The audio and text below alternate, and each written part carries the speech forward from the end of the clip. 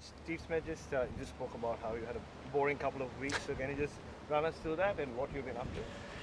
Not much really. Yeah, I've been back in New York for the last week. Watched pretty much the whole game in the aircon there. So yeah, good to see the boys get the win. Yeah, it looked like a pretty tricky surface to bat on in particular. So yeah, good to be up 1-0.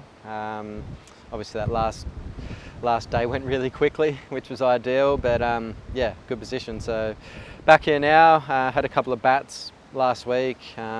With some tennis balls and Incrediballs the first day, and then some cricket balls the next day, and everything felt good. I was with a probably slightly bigger splint than this one as well, so it was probably a little bit more tricky getting my hand in the glove and stuff. But yeah, since today I just got my stitches out.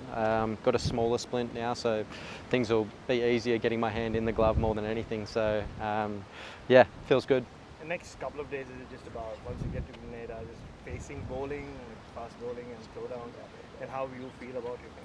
Yeah, that's pretty much it. So I think for me it'll just feel like training as normal. I think I don't feel really any pain or anything. So yeah, it's all feeling good. Just getting used to the splint on and just the slight limited movement, I suppose, with the tape and the splint. I mean, it's not too bad. I've got a lot of movement there now, so no, it feels good. So it'll be just training as normal, and then probably fielding some balls in front of the wicket, which would probably be the strangest thing for me. I don't think I've ever done that in a test match. So you know, fielding it either probably mid-on or mid-off or fine leg or something. A bit different to standing at second or first slip. So I think that's probably going to be the biggest difference. What about the catch itself, Steve? You talk us through that, and looked pretty gruesome as well. I imagine you probably looked down and thought, oh, this could be pretty grim.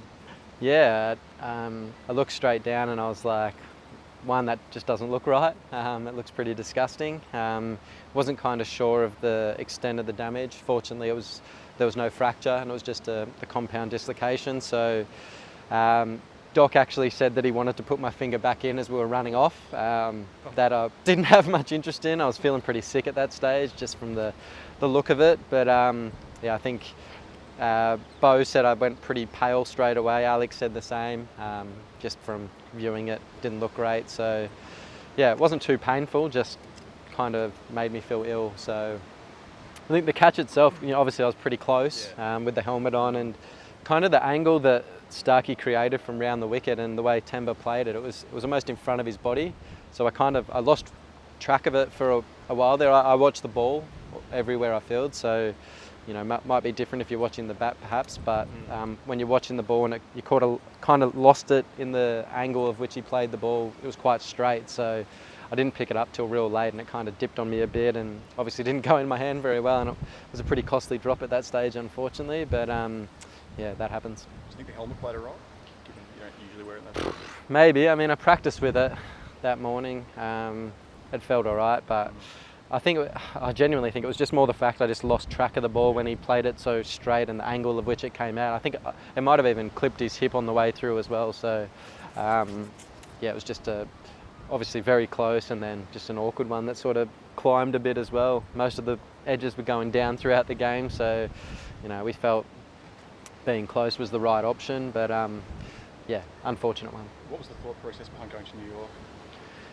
I was honestly just bored here. I couldn't do anything. I couldn't sweat. I was sort of stuck in the room doing nothing. So yeah, obviously got the apartment 4.5 hours away.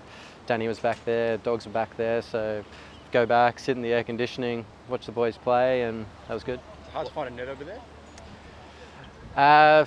So I found a baseball cage. My mate actually told me about it, which was ideal because it was pretty warm there. It was like 36 degrees. So up on like 71st and the West Side Highway, there was underneath this bridge, there was a batting cage, and he was able to throw me a few balls there. So it was good to be in the shade. It was pretty hot there.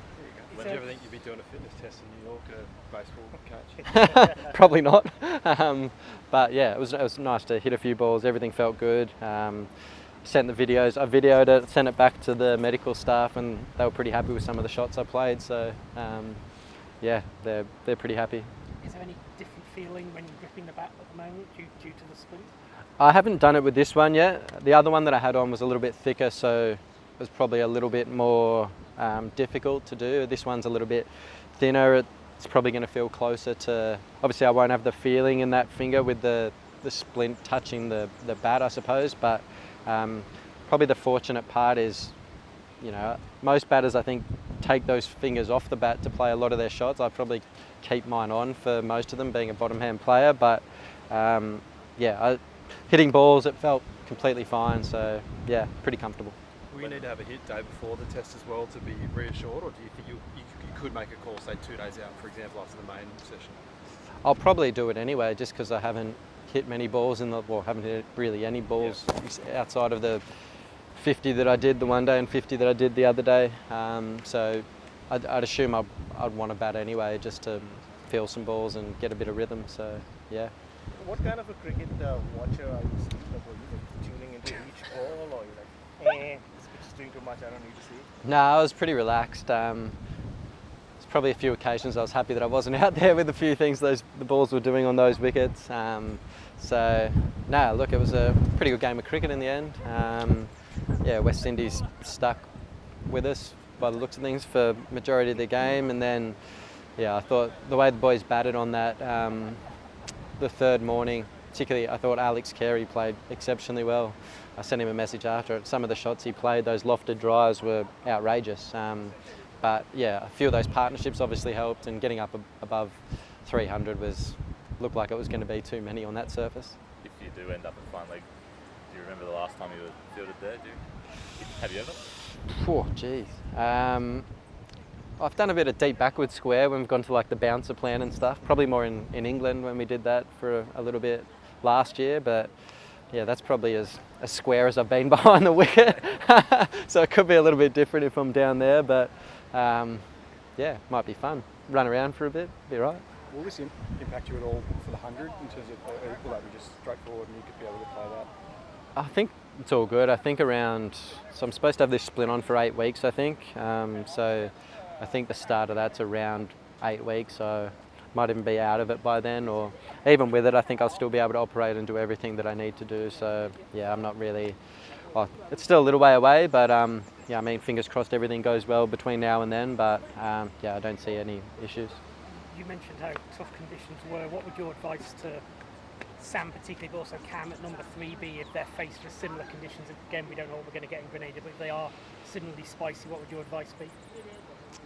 I think you've got to be positive in your mindset. I think just looking to scores, I think that you need that on any wicket, but looking to score, looking to put pressure on whenever you can, and then just being solid and comfortable in your defence as well.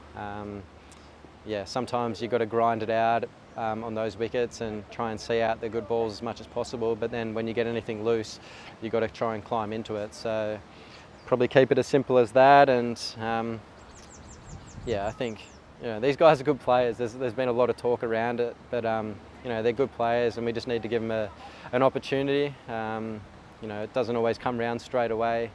I think back to the start of my career, it took me, 11 innings to score 100. So it can take some time. We just got to give them an opportunity and let them get used to playing in these conditions, and in international cricket can be tricky. So these guys have some really good talent, and I think they have bright futures. Just on the younger batting group, and there's been some criticism of Michael Divinito from some former legends in Australian cricket about how the batting probably has regressed in his time. So you worked very closely with Diva. So just your take on that and what he has meant to this batting team. I think Diva's been great for a long time. In both stints he's had in the Australian setup, I've been obviously privy to both of those. And I think the way he's learnt over the years, he obviously went and did some head coaching stuff at Surrey and had some success there as well. So his knowledge of batting is second to none. He's not the one out there actually doing the batting.